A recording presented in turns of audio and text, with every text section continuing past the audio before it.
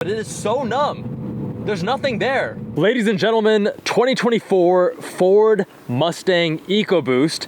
These have an MSRP of $36,000, but with the options added on this vehicle, we have an MSRP around 46. So that's an extra 10K in options. So what does that get you? Well, some things like Brembo brakes, not just front, but front and rear, active exhaust, magneride suspension, Recaro seats, and a few other cosmetic and comfort things.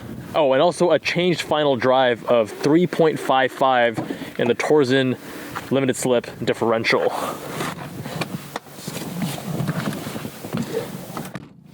With the packages, we do also have a nicer interior. This textured trim, fake carbon fiber. It's not a bad place to be. I mean, compared to the prior gen Mustang, I definitely prefer this interior, although the screens are going to be polarizing, of course. So also the handbrake, it's like this digital thing, and then to release it, you push it down. Kind of an interesting thing. It's their drift brake, right? If you want to brake traction in the rear to get it sideways. The seats are actually quite nice. These Recaros, they're comfortable, they're supportive, good lateral support. And let's see how she drives. We're gonna start in comfort mode. So on the steering wheel here, we can change, not comfort, normal mode. We're powered by a 2.3 liter inline 4 EcoBoost engine, 315 horsepower, 350 pound-feet of torque. And the car weighs around 3,600-ish pounds. We should put this into manual mode. We've got a 10-speed auto, slush box. And the front end is actually quite sharp. The steering is completely dead, but as soon as you give even the slightest input, it's not an overly fast steering ratio.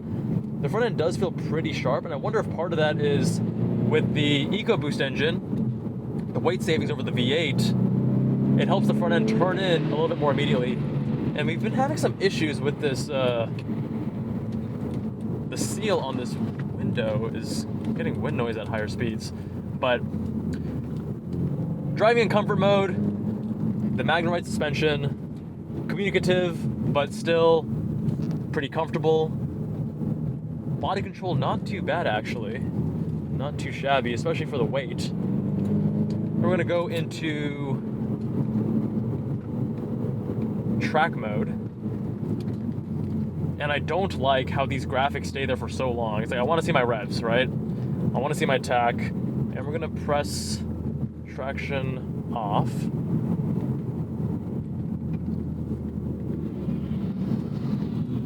Traction is off. Let our buddy on the bike pass.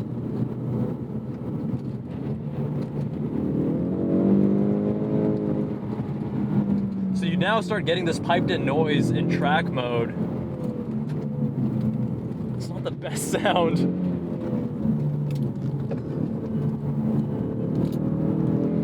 The steering has like no information at all. Completely numb. I'm playing a video game right now. Not even the slightest hint.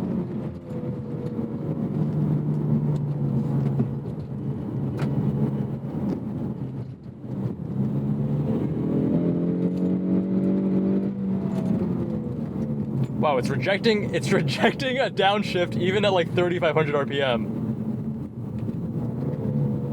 Wow. It lets me go to a second at 4,500 RPM. Oh my god, that was a very, very rough shift. If you don't shift before red line, it gets pretty rough.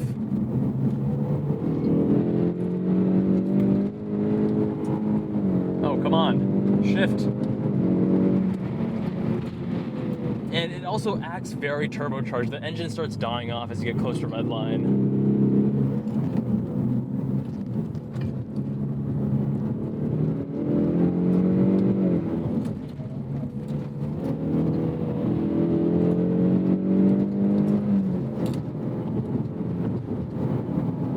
All right, so things I like and things I don't. The magneride, definitely a big plus. Well damped, and going from normal to track, you notice a big change to the character of the vehicle, which I always appreciate. I would say worth the option, worth the upcharge. The Recaro seats are great. They're comfortable, they're supportive. I'm getting that lateral G's. I'm not having to fight with my left foot as I often do in other cars to stay in place. And the brakes, the Brembos are solid. Nice initial bite and really gradual, very easy to modulate. This is what you want from brakes. The front end, sharp. The chassis, much better than the previous gen in terms of the way it behaves as you push it, although it does still give way to understeer with that McPherson strut front suspension and just the overall tuning. But the engine and transmission and steering, the steering is so numb. I like how responsive the front end is, but it is so numb. There's nothing there. Like, this is possibly even more numb than modern BMWs, which I didn't think was possible. And the transmission, it's finicky. I mean, they're like really rough shifts, and then like it pulls power, then it gives it to you again, and it's not the fastest shifts, not the smoothest shifts. The shift logic is kind of whack. It doesn't let you downshift unless you're really, really low, super conservative. Bit of turbo lag.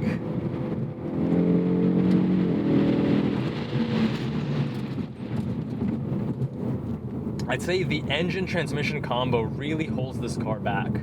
There's a lot of frustration. The character of the engine, you want something that...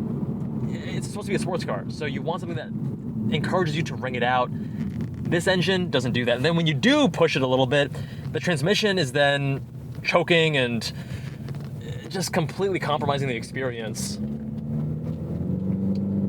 But overall, I'd still say a large improvement over the prior gen Mustang EcoBoost, which, you know, that wasn't the highest bar, but is definitely better than the prior gen.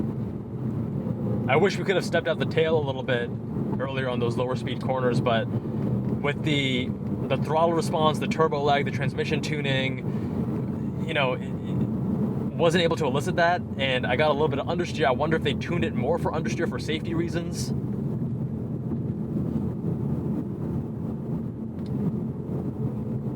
Or if under the right conditions, I'd be able to force it to step out a little bit and be a little playful. You know, normally with these modern 10-speed transmissions, they're better behaved. I'm really confused why this 10-speed is so stubborn and doesn't want to play nice. Anyway, my friends, Ford Mustang EcoBoost, I think at the price point of $47K, it is a bit steep for what you get. You can save up a little bit more, low 50s, get a Supra, right?